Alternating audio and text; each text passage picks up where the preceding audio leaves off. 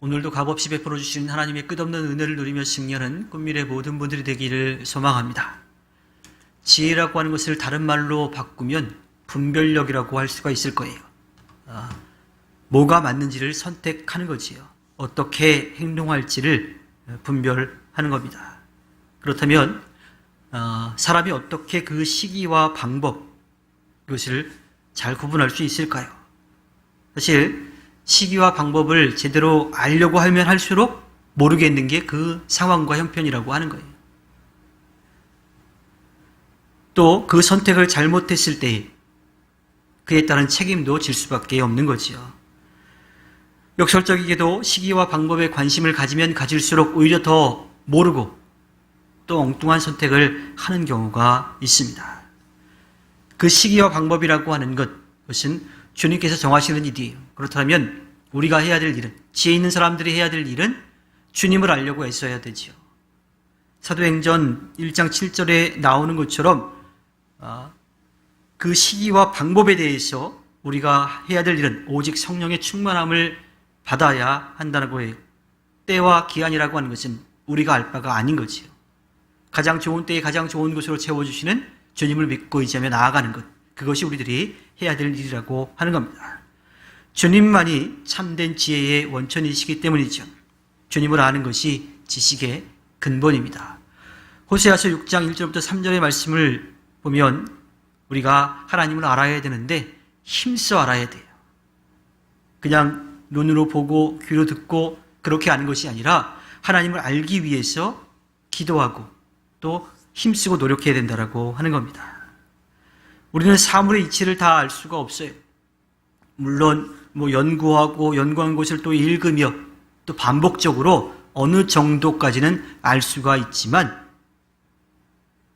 그 모든 것을 다 알 수가 없다라고 하는 거지요. 하지만 우리는 그런 모든 그 사물의 이치를 아는 분을 알고 있어요. 바로 이 세상을 만드시고 우리의 삶을 이끌어 가시는 하나님이시라고 하는 겁니다. 우리에게는 지혜가 없지만 하나님께는 지혜가 있어요. 따라서 이 세상의 삶의 이치를 알려면, 사물의 이치를 알려고 하면 그 모든 것을 아시는 하나님을 알아야 하는 거지요.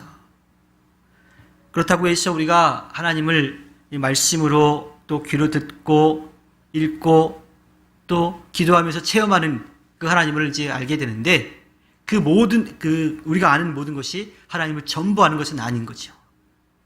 우리가 보고 듣고 경험한 또 체험하고 고백한 그 정도의 하나님을 아는 거예요. 그렇다고 해서 그것 가지고 부족하느냐? 그렇지도 않습니다. 우리가 하나님을 전부 알 수 없다라고 하는 겸손한 마음이 우리들에게 있으면 되는 거예요. 뭔가 조금 배웠다 그래서 체험했다 그래서 그것이 끝이 아니라고 하는 거지요.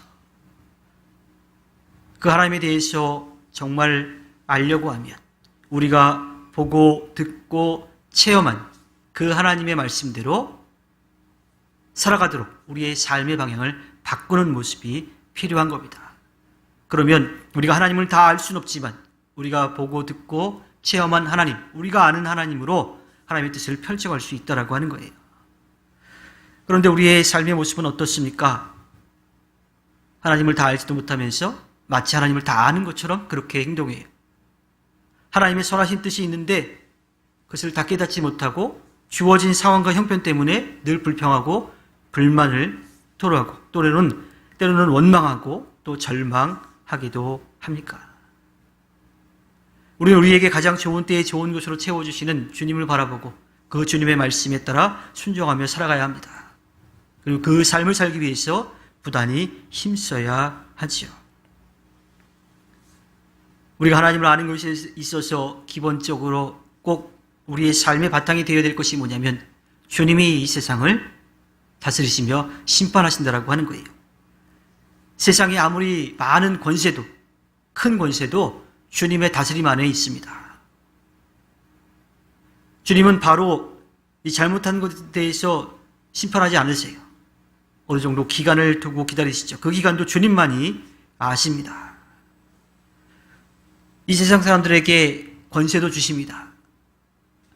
사람들을 다스릴 수 있는 혹은 이끌어갈 수 있는 도와줄 수 있는 이런 권세를 하나님께서 주셨어요. 그래서 우리는 세상에서 가지고 있는 그런 권세도 인정할 줄 알아야 합니다. 다만 하나님이 원하시는 그 뜻 안에서, 하나님의 뜻 안에서 그 세워주신 통치자들, 그 지도자들을 따라가야 하는 거지요. 만약에 세상의 권세가 악하다고 했을 때 우리는 그들을 원망하거나 또 절망할 필요도 없습니다. 우리가 심판하지 않고 옳고 그름에 대해서 하나님께서 분명하게 심판하실 것이기 때문이죠. 그 권세도 하나님이 주셨다라고 하는 것을 우리는 분명하게 기억해야 합니다. 우리가 주님에 대해서 배울 것이 참 많아요. 배우고 있는 것도 많고 경험하는 것도 많습니다. 또 시간이 지날수록 깊이 있게 주님과 함께 만나기도 합니다. 그렇다고 해서 한번 그렇게 만났다고 해서 끝나면 안 돼요. 계속 힘써서 주님을 알기 위해서 나아가야 합니다. 우리는 한 치 앞도 내다볼 수가 없고요. 또 우리가 살아왔던 그 삶의 모습도 그냥 바꿀 수가 없어요. 다만 지금부터 바른 삶을 살아가기 위해서 힘써야 하는 거지요. 예수님도 하나님의 말씀에 따라 순종하셨어요. 그분도 하나님께 기도하셨습니다. 예수님도 그렇게 하셨는데 우리는 어떻게 해야 할까요? 우리가 모든 것을 알 수 없고 우리 뜻대로 바꿀 수 있는 것도 없지만 우리는 여전히 주님의 다스림 안에 있음을 겸손하게 고백하며 살아가야 합니다. 선하고 능하신 주님께서 우리의 지금의 삶, 상황과 형편, 그리고 앞으로의 삶을 이끌어 가실 것을 믿고 주님께 맡기며 나가는 삶, 그 삶이 지혜로운 삶입니다. 우리의 연약함을 알아서 겸손히 주님을 의지하는 것, 그것이 우리가 살아가야 될 방법인 거지요. 주님께서 허락해 주신 오늘 하루를 살아갈 때에 우리의 모든 것을 아시고 언제나 곁에서 함께 하시며 좋은 것으로 채워주시는 주님을 믿고 의지하며 나아가 승리하는 꿈미래 모든 분들이 되기를 주님의 이름으로 부탁드립니다. 기도하겠습니다.